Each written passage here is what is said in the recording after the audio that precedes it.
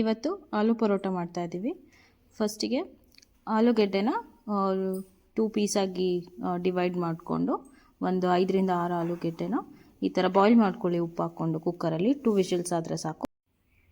ಇವಾಗ ಗೋಧಿ ಹಿಟ್ಟು, ನೀರು, ಉಪ್ಪು ಮತ್ತು ಅಜ್ವೈನ್ ಕಾಳನ್ನ ಹಾಕ್ಕೊಂಡು ಚಪಾತಿ ಹಿಟ್ಟಿನದಕ್ಕೆ ಈ ಗೋಧಿ ಹಿಟ್ಟನ್ನು ಕಲಿಸ್ಕೊಳ್ಳಿ.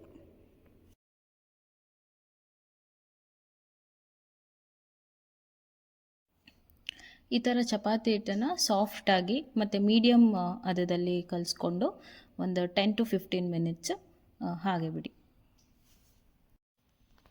ನಾವು ಪೊಟ್ಯಾಟೊ ಏನು ಬೇಯಿಸ್ಕೊಂಡಿದ್ವಿ ಅಲ್ವಾ, ಅದನ್ನು ಸಿಪ್ಪೆ ತೆಗೆದುಬಿಟ್ಟು ಸ್ಮ್ಯಾಶ್ ಮಾಡ್ಕೊಳ್ಳಿ.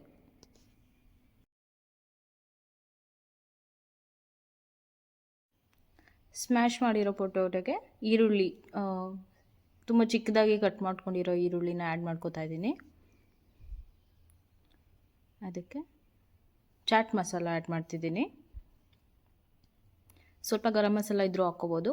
ಮತ್ತು ಚಿಲ್ಲಿ ಪೌಡರ್ ಹಾಕ್ಕೋತಾ ಇದ್ದೀನಿ. ನಮಗೆ ಖಾರ ಎಷ್ಟು ಬೇಕೋ ಅದರ ತಕ್ಕನಾಗಿ ಹಾಕ್ಕೋಬೋದು. ಇದಕ್ಕೂ ಕೂಡ ಅಜ್ವೈನ್ ಹಾಕ್ಕೋತಾ ಇದ್ದೀನಿ. ಮತ್ತು ಕೊರಿಯಂಡರ್ ಹಾಕ್ಕೋತಿದ್ದೀನಿ. ಸ್ವಲ್ಪ ಸಾಲ್ಟು. ಇದು ಆರಿಗ್ಯಾನೋ, ನಿಮ್ಮ ಹತ್ರ ಇದ್ದರೆ ಹಾಕ್ಕೋಬೋದು.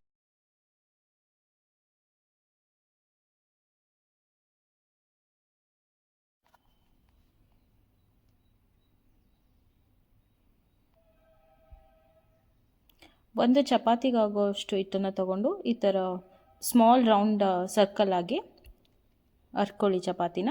ಅದ್ರ ಒಳಗೆ ಆಲೂಗೆಡ್ಡೆ ಫಿಲ್ಲಿಂಗ್ಸ್ನ ಆ್ಯಡ್ ಮಾಡಿಬಿಟ್ಟು ಅದನ್ನು ನೀಟಾಗಿ ಈ ಥರ ಫೋಲ್ಡ್ ಮಾಡಬೇಕು.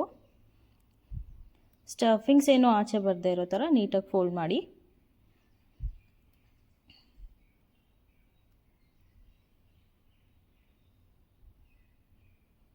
ಈ ಥರ ಲೈಟಾಗಿ ಹರ್ಕೋಬೇಕು, ಏನು ಪ್ರೆಷರ್ ಜಾಸ್ತಿ ಆಗಬಾರ್ದು ಚಪಾತಿ ಮೇಲೆ. ಕಾದಿರೋ ಹಂಚ್ ಮೇಲೆ ಸ್ವಲ್ಪ ಎಣ್ಣೆ ಅಥವಾ ತುಪ್ಪ ಹಾಕ್ಕೊಳ್ಳಿ. ಆಮೇಲೆ ಕೇರ್ಫುಲ್ಲಾಗಿ ಈ ಥರ ಆಲೂ ಪರೋಟನ ಹಾಕಿ 2 ಸೈಡೂ ತುಪ್ಪ ಅಥವಾ ಎಣ್ಣೆ ಹಾಕ್ಕೋಬೋದು.